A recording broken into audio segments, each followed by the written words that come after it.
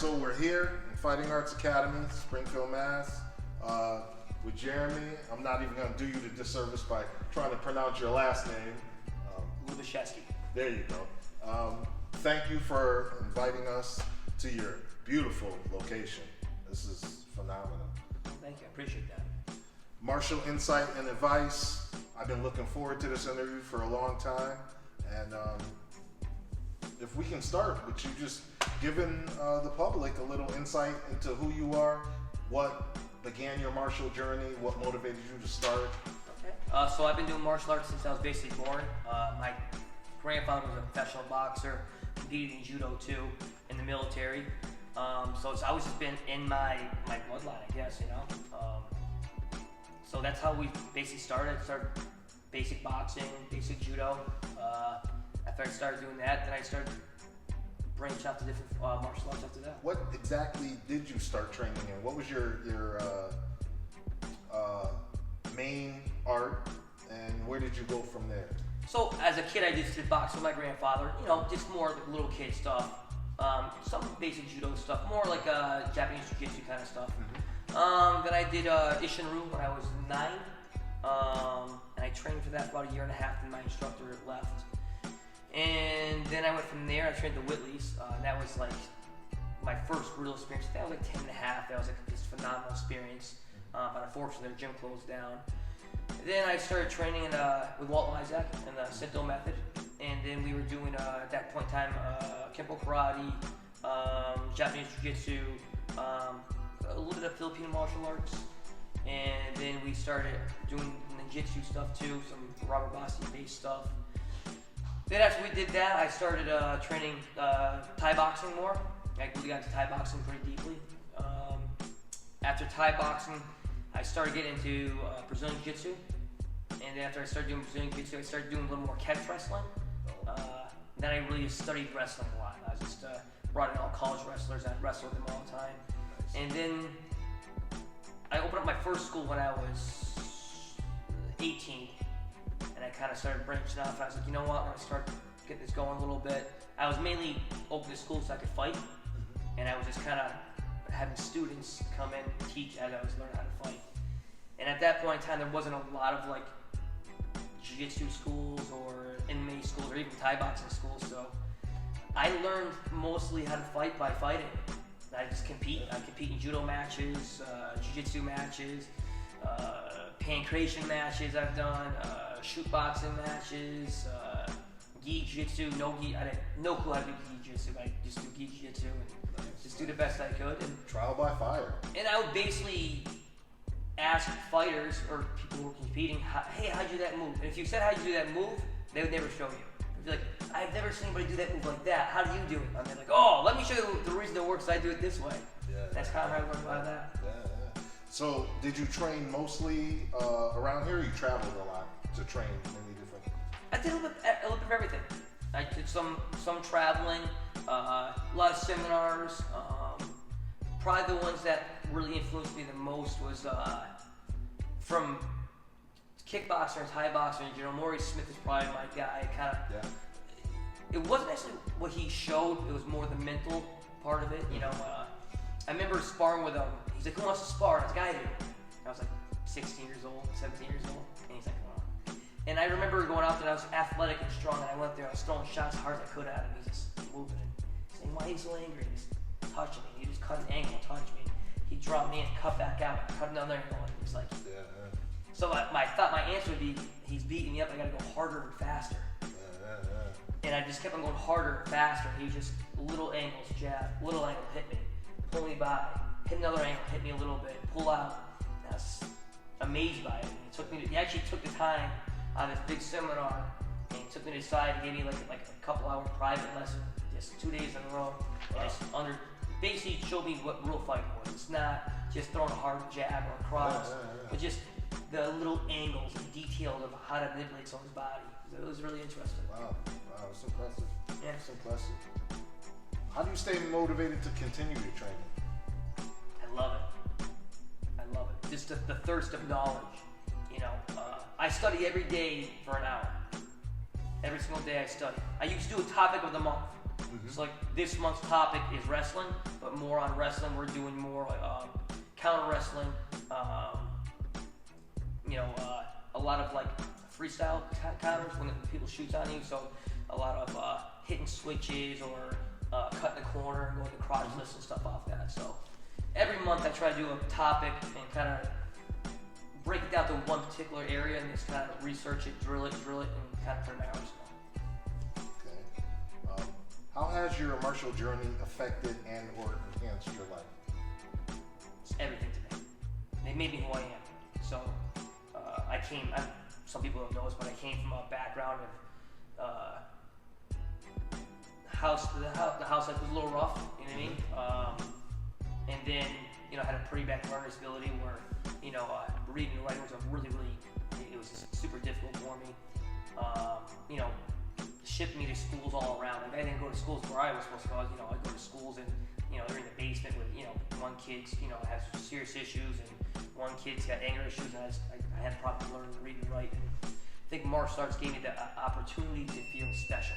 And, I knew as long as I tried hard and I worked hard, I could do something with it. And I think that's what it just changed my whole life. I mean, it's how I make my living. It's how I meet people for the most part. It's opportunity to change other people's lives. I mean, the gentleman who was left a minute ago, Isaiah, and he was 12 years old, 330 pounds. Oh, wow. He did his first fight at 140, 145. Wow. Is that the gentleman that's pictured on your website? Yes. Yeah, I saw that. Wow. And not only is he a fighter now, goes to school. He's one of my coaches, who coaches the kids' classes and other classes too. He's a great human being. And I have tons of great kids here. Great instructors who, martial arts it's the one thing that separates race and gender and everything else. It brings you together. It does. Yeah. So, how many students do you fit in here? How many students do you have? You have in per class or say just total? About 200. Wow, that's great. Yeah. That's great. Wow. Is there anything you wish you had done differently in reference to your martial journey? I wish I fought more, but when I was fighting, there was very minimal money. Yeah. And, I had a lot of injuries. I didn't know how to train, so I always thought training harder was the smartest thing. So with that being said, tons of injuries. 7 knee surgeries. Really? Yeah, 7 knee surgeries, shoulder surgery, bicep surgery, neck surgery. Just a lot of wear and tear, doing things the wrong way. How are you faring now? I still just got done hitting 7 rounds of pads today. Yeah. I still roll around. I can't roll out all out anymore, but I still grapple a little bit. Probably the hardest thing for me to do is wrestling. It's just hard. It's my neck. It's hard on the neck. Yeah. So I just basically counter wrestle instead. In training, what is your personal goal, and what are you endeavoring to impart to your students? My personal goal: be the best I can possibly be every day. And my students, same thing. Just be the best you can be in all aspects of life. And if you want to compete, I always go to win. Never go to not trying to lose. And I think that's one of the big things. I don't care if someone loses a fight as long as they're willing to try to win. The guys who just hold on for dear life and they think it's a win. That's not a win to me. Do you think people value skills more so over information and or understanding, and why? I've been teaching since a little kid. Everybody's different. Every single person's a different. They approach it differently. I think background, what they're trying to accomplish, their athletic ability, their mental capacity, everything changes for every single person. So I think everybody's different. Do you believe there to be a difference between training contexts? Meaning, like, say, there's sporting context, 100%. pragmatic context, aesthetics, or traditionalism, or There's everything. There's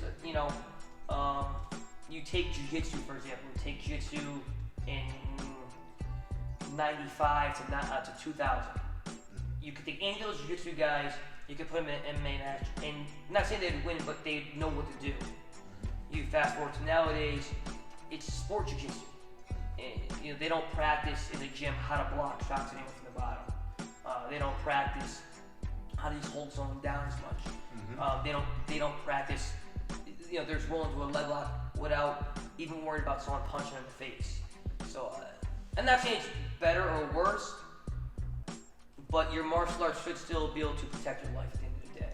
So if someone said, "Hey, Jerry, I want to fight," or a competition, or a woman tells me I didn't get raped, clearly that's more important. So I think even though I do a sports, we do jiu-jitsu. My main goal is not to be the best sports jiu-jitsu guy, or even boxing. Boxing is great. How people can box out here, but if you get taken down, how good boxing? You know what I mean? So I think if you know how to do everything, and you should know basic self-defense skills too. You shouldn't just be MMA or kickboxing. You should know how to defend yourself if something happens. So you train in a pragmatic context. It's not our main focus. If people come to me, if they say, I want more realistic street stuff, I always tell them to go to Libiszewski. You know what I mean? We do it. That's not our main focus. We dabble in it. You know what I mean? So they have the basic fundamentals. But I tell you what, it doesn't matter what you know. If you don't have any cardio or any strength, you have to have those basic skills, you know what I mean, and foundations. How does your training differ from the time you began opposed to now? Smarter. Well, you're young too. You don't have kids. You don't have a business. You don't have all these things. So I think time management, number one. Making sure I schedule my workouts. Smarter. Just not getting beat up, there's a guy who's 255 pounds. I gotta go grapple him first. Now I'd warm up with everybody in the room, and then before I grapple someone big, Yeah. And I think, sad to say, ego. As you're younger, your ego, you have to prove you're the best. Someone comes in your school and they challenge you feel you need to beat them up. Now, I'm like, I'll call the cops, just leave, So I think just the ego of doing it so long and being more confident as you get older, and then just being smarter. This is your whole family's involved in your gym, right? Yes. That's great. Yeah, I mean, it's not their main focus. My son plays travel hockey, but he still does martial arts. My daughters, it's their main thing. They do other things, activities, but this is their main thing. That's great. My wife trains too. How your kids? How old are they? 11 and my daughter's just turned 11. I have twin girls, and my son just turned 13. And the whole life they've just been involved in it. And your wife? Yep. She's the whole time involved in it. My wife does it more for cardio. She used to grapple when she was younger, but now with kids and running around and everything else, so she has minimal time. So my wife probably trains 3 to 4 days a week here, kickboxing, and my kids train probably 4 to 5 days a week. Wow. Except for my son's playing travel hockey, he maybe trains twice a week. From a fan's point of view, whose martial acumen do you most admire? Johnson.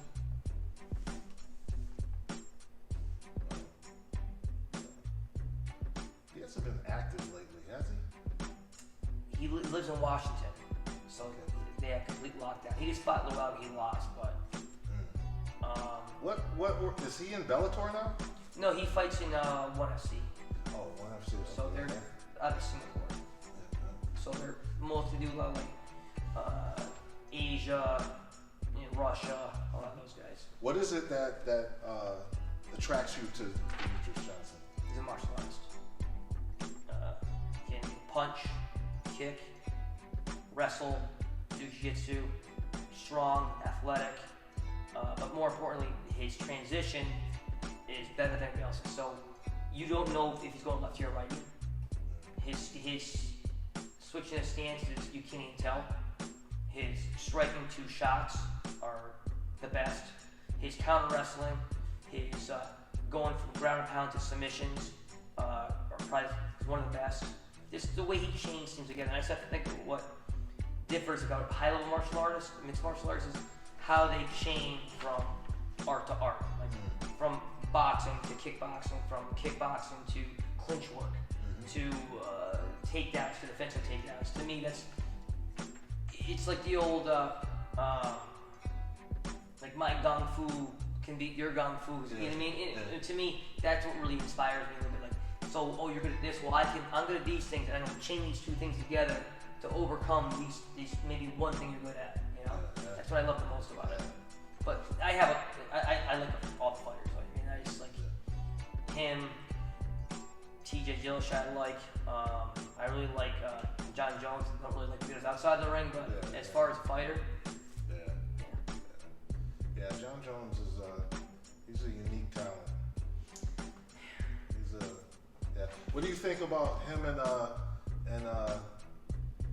the current champion, that heavyweight?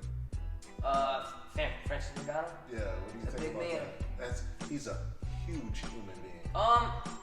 The thing is with John, he's a winner and he's a game plan guy, and he will put himself in the best situation to win. Yeah. You know, he knows how to use his length the right way. He knows when to clinch, Yeah. He's not a power shot guy. He knows he's not, so he doesn't get himself in trouble like that. I mean, yeah. His ability to think on the fly is pretty. He reminds me of a Mayweather in that sense. Yeah. You know, Mayweather can think in the battle, you know, and really adapt well. A lot of people just follow a game plan set prior, and if it's not working, they don't adjust well. I think the big thing is he always goes back to his strengths, and he kind of feels what your weaknesses are, and he'll just try to figure out how to use his strength to your weakness. And you know, again, not a huge fan of what he does outside the ring, but in the ring he's good. You know.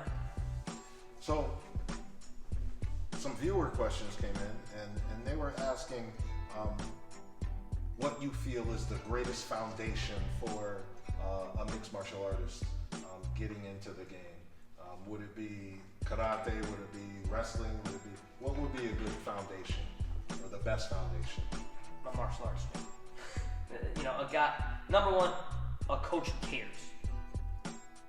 You could be the best coach in the world if you don't care. It doesn't matter. But a coach who knows what he's doing. Because the problem with that is everybody's skill is different. Mm-hmm. Everybody's ability is different, and you know, I have guys who came in from striking backgrounds who went to the highest level. They learned how to wrestle, how to use their footwork more. Mm-hmm. I had guys who were great wrestlers who came in, and you know, they learned how to strike eventually. I mean, and you know, so it just depends on who the coach is. You know, the rapport you have. I think especially being a smaller gym, you know, not like an ATT or something like that. When you go to a smaller school, you're looking for a bond between the coach and the fighter. If you're just a fighter who doesn't care about that, who just like, this is what I do, this is how I do it, then you're better off going to a bigger gym and it's being part of it. And you'll learn a few things here and there, but you're just gonna, you know, spar with guys who are good, and you'll do this with something like that, and you'll learn a couple moves. I think the difference when you go to a smaller gym is you're looking for a connection with the coach. If you don't have that, you probably just keep on looking. Doesn't mean the guy's good or bad or in between, but for a fighter perspective, you need that close-knit kind of thing where you really believe what they're saying. Very insightful answer. Yeah, that's a good way of looking at it. Clearly, he has to know everything. You know? So another question along those lines. If someone is facing a dominant wrestler, what do you think? What do you feel the best, in your professional opinion, is the best way to deal with that person? The problem is first, who's the guy who's fighting? Is the guy fighting him athletic? Is the guy who's fighting him a forward fighter? Is he a backwards fighter? Is he a counter puncher? Is he, was he a wrestler before and won his match before by wrestling, but now he's fighting a better counter wrestler? So all those things kind of play into it. I can only say from my standpoint, from me personally, or if you took one of my fighters and said, how would this guy approach this fight? You know what I mean? So it's just a little different. You know, they're hard to beat apparently because it may set up for, you know, for a wrestler to have a slight advantage, right? He takes it down. So you're saying the rules are beneficial to the wrestler? Anybody who just can get top control, because they look at top control. is a dominant thing. And it is. I mean, from a standpoint, like you can say whatever you want about jiu-jitsu, but still, if you take me, put me in the bottom, and you get on top of me, and if you take away skill for a second, the guy on top has leverage, right? The guy at the bottom only really has what? Skill. I have to catch you with skill. So I understand they're saying the guy on top it has a dominant position already. So the guy on the bottom can only beat you by skill for the most part, unless maybe I'll kick you in the face. So I get that, but then again, you know what you signed up for. Yeah, that's a major problem that I had. As you know, I used to judge MMA, and I've been training for 46 years of my life. I've trained under some of the greatest masters in the world, and I've traveled from here to Japan and trained and fought. So as I'm judging a match, I'm looking at something totally different than other guys are looking at because of my experience and all these things. So somebody would be on bottom sometimes, and they're conditioned to give the round to the person on top, but the person on top's not doing anything. The person on bottom's actually working well. So I would judge it accordingly from my experience, and then it become a big battle between us. I think it's one of the big problems is what are you looking for? So if either guy does any damage, the top guy's gonna win, right? Okay. If the top guy throws up submissions but doesn't get any, the top guy wins. If the top guy is trying to advance, he wins. If the bottom guy throws slaps in the bottom or little shots, he doesn't win. Unless he's hitting with like pushing away, hitting with elbows. Now I see the bottom guy winning. They are changing the rules slightly for that now, though. They're trying to start to get that back a little bit where it's not such a big deal. Which I think it shouldn't be such a big deal, because you're also making a very, at the end of the day, it is a sport, but more than even a sport, it's an entertainment. So it'd be like watching football and no one ever scores. So you have to make it exciting to a certain extent, and most people don't understand the submissions. So if you're on the bottom, you're losing. So it encourages the guy on the bottom to get to their feet. And people complain about it all the time. I go, yes, but this is what you signed up for. Here's another situation I have. So Dana White, back in the early years, complained a lot about the judging, right? He still does every now and then, and rightly so, because some judges do some really weird things. But so he was complaining. So the commission, Mass State Athletic Commission, made all the judges come in and take a test. We had to take a written test to keep our licenses. So I'm there, I go to Boston, and we're taking a test. So what they're doing is showing us stills from actual fights, and we'd have to identify the position, identify the technique, or whatever it was, you know. So I said, all right. So I have background in 10th Planet Jiu-Jitsu, background in Judo, and a couple of systems of Karate, right? And Karate-Jutsu. So what I would do is I would look at the position and respond in Portuguese, respond in Japanese, right? According to the Judo curriculum, Brazilian Jiu-Jitsu curriculum, and then in English, different things. So we get to Kimuras, I said Uruguay, Japanese, right? Judo, they marked it wrong. So after, you know, I passed the test. You had to get a certain percentage or whatever. I passed the test, but they marked a lot of things wrong that I, you know, mentioned in Japanese. So I was like, well, why is that wrong? They said, well, that's a Kimura. Okay. That's named after a man. A man that did judo, that it's urigami and tangled arm techniques. No, it's called the Kimura. You see what I'm saying? So it was like that. So when I judge from an experience point of view as opposed to just the new wave. But at the end of the day, he's in danger. It was. I don't think a written test is the way to do it, anyways. I think you should have a panel of people know what they're talking about. It's very easy to know who knows what they're doing with not doing. Yeah. You know, Yeah. it's very easy. Yeah. You don't need a written test. You don't need a written test to walk. Yeah. You know what I mean? Yeah. We do it. It's what we do. Yeah. And if you've been growing up doing martial arts your whole life, you know what you're doing. Yeah. It was insane. It was I don't know. I think the problem is in Vegas. The Vegas commission not. It's a little different. They just pick who they want. Really? Yeah. I could be wrong, but I'm pretty sure it's how the judgment works there for the most part. They issue who they want. So it's just like not really part of the commission. They're really not part of the commission. It's part of the commission, but it's different. So like there are some guys who or boxing guys who are on commission, so they can't do MMA matches. Oh, okay. Yeah, So, yeah. you know, even if they pass the test, they don't really know what they're looking at. You know what I mean? Yeah. You know, Yeah. or maybe it's like a guy who maybe just did jiu-jitsu but never did any kickboxing. You know, or a guy who maybe just did karate but never did anything else. Yeah. So if you don't know these other techniques, it doesn't matter. It just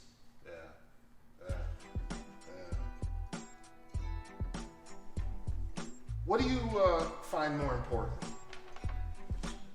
Time spent in training or someone's understanding and ability to physically express that understanding? Meaning this, you get somebody that's been training with you, started, and 2 years later, they're demonstrating a level of understanding and ability to implement this information physically equivalent to a black belt. 2 years. Would you award them a black belt, or would you make them wait a standard 10-year span or something? well, I think number one, it doesn't matter about time in it. Time spent in it. What are you really doing? People show up all the time. Mm-hmm. If you give me 60%, we used to have a joke. We used to have a guy came who was a great fighter. He's like, this guy will give us a 60% 100% of the time. Which means he comes in all the time for 60%. You know what I mean? Depends on who they are. You know what I mean? The person who's coming in there, G, for example, the little girl G who comes here. She gets here right out of school, does her homework in my office, comes here, helps teach Todd's class, helps teach the kids' class, and then she's taking a kickbox class, jiu-jitsu class, and then spars at night. So she's here 5 hours every day. Wow.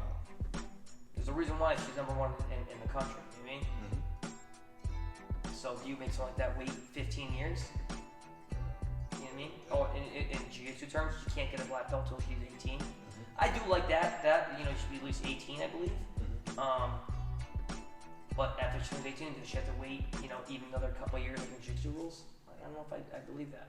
Yeah. I think what you're doing in here, I mean, someone's super athletic, super motivated, and here all the time, I don't think they need to wait as long, Yeah, I agree with that. But also, you can have everything in the world, but still experience. Mm-hmm. So you still need to experience the ups and downs, the catching points, the lack of motivation maybe sometimes some people get. To me, also a belt doesn't matter that much to me personally. I'm a black belt in Kempo, black belt in Sento, I'm a black belt in Japanese Jiu-Jitsu, black belt in Brazilian Jiu-Jitsu. What's a belt? Mm-hmm. It's the knowledge behind the belt. That's all that really matters. Mm-hmm. I know some people really enjoy the journey to it. To me, the journey is not the belt. The journey is the knowledge behind the belt. So I guess maybe I look at it a little differently. To me, it's all about the knowledge. The knowledge and the experience. Mm-hmm. I agree.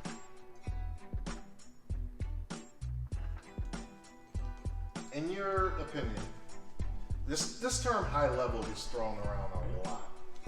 In your opinion, what does high level mean to you? High level to me is, how's the best way to explain this, I guess, is rare is like a rarity. It's a rarity, high level. I mean, so if you go to a school, let's say you go to a school that's 500 people in it. Someone really high level, there's maybe one or two guys in the room who's like, who would consider that high level, you know what I mean? And to me, that's what I think. Or, you know, you can even break out to like, even, you know, like, there's an NBA, and there's All-Stars, and then there's Michael Jordan.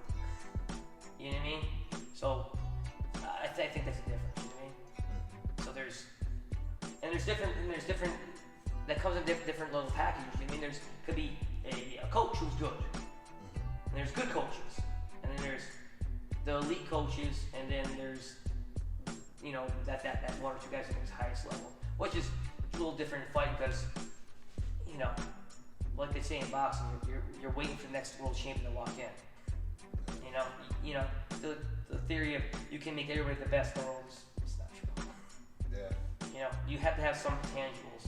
You know, speed, strengths, you know, ability. You know, like we talked about John Jones. What made him so good? The ability to adjust.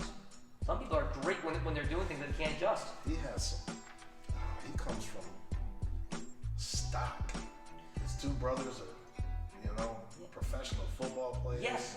Yes, but look at him athletically. It's kind of weird. The guy can hardly dunk a basketball. John Jones? Yeah, you're seeing him try to dunk. It's kind of funny. Yeah, I gotta check that out. But at the same token, it's athletic ability in that zone too. You know what I mean? You know, I mean, he's still strong. He's still fast. I mean, he's stronger than the average guy. He's not faster than the average guy, but it's not like his athletic ability is like blowing you out of it. Like, oh my God, look what he's deadlifted. Was he deadlifting 500 pounds? There's guys in back to bench 500, squat 500 pounds.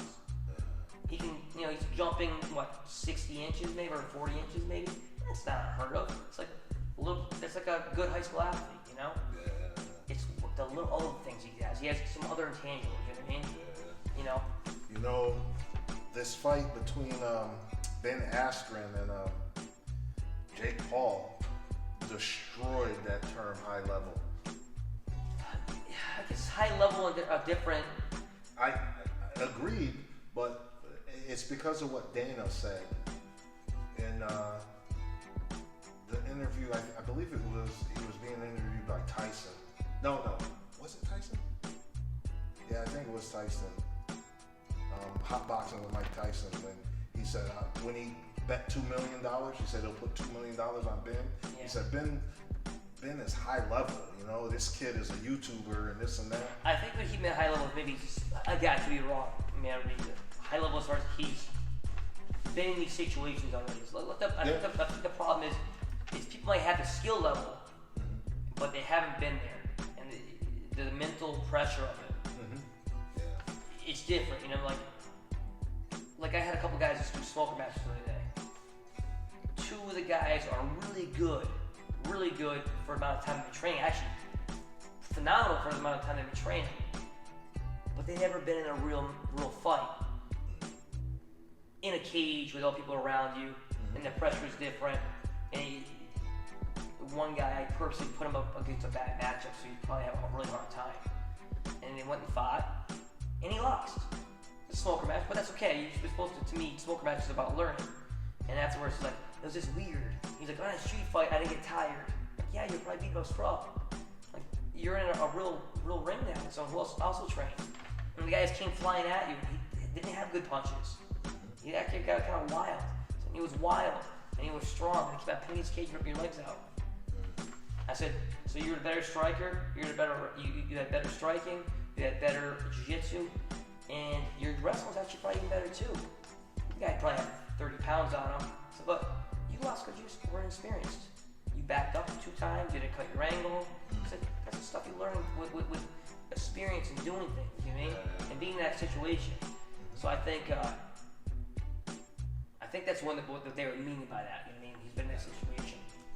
Yeah. But the one thing about fighting that's different, one shot can shut your legs out. Yeah. Puncher's chance. And Ben's a horrible striker too. Yeah. I mean, he's awful. Yeah.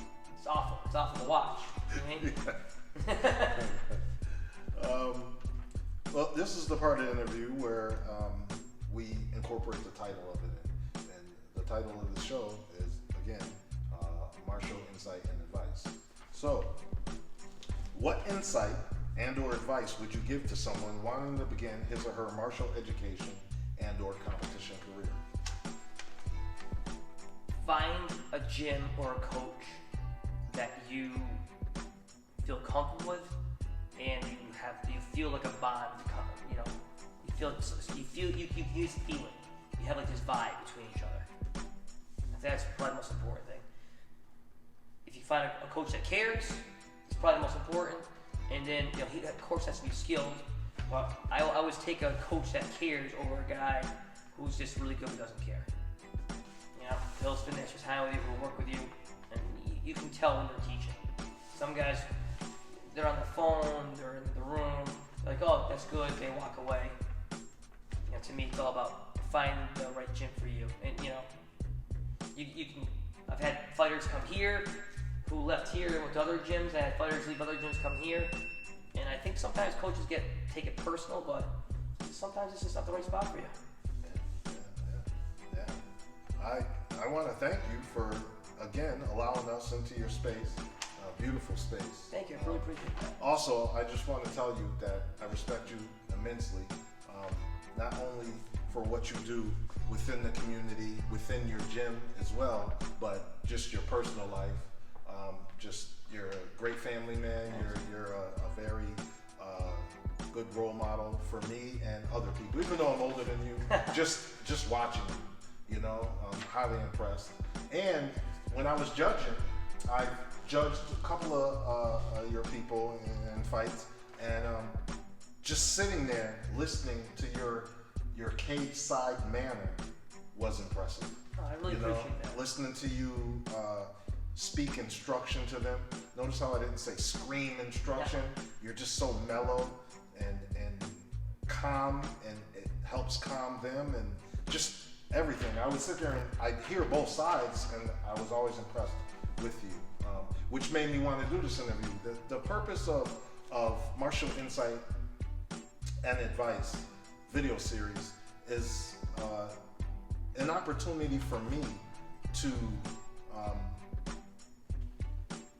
give credence and special attention to unique individuals within the martial community. Within the martial community, too many people are commoners. And I don't mean this in a disrespectful manner, but there's not too many people who impress me within the martial community. You are definitely one of those people who impress me. And I'm honored to have had you accept this. Thank you. Thank you so much, but I really appreciate it like that. Thank you. I really appreciate that a lot. Very kind words. I don't deserve all of them. Is there anything you'd like the people to know, how they can get in touch with you? Or yeah, if you're interested in coming to Fine Arts Academy, you can look us up online, or just give us a call. We offer a free month trial. So come on down. Love to see you down here. There you have it. Jeremy, Fighting Arts Academy, Springfield, Mass, Verge Street. Please come check him out. And don't forget to subscribe to my channel. All right? Share it with your friends. Like this video. And press that bell to get the notifications when new content comes out. Randy Haskins signing off. I'll see you on the other side. Thanks a lot.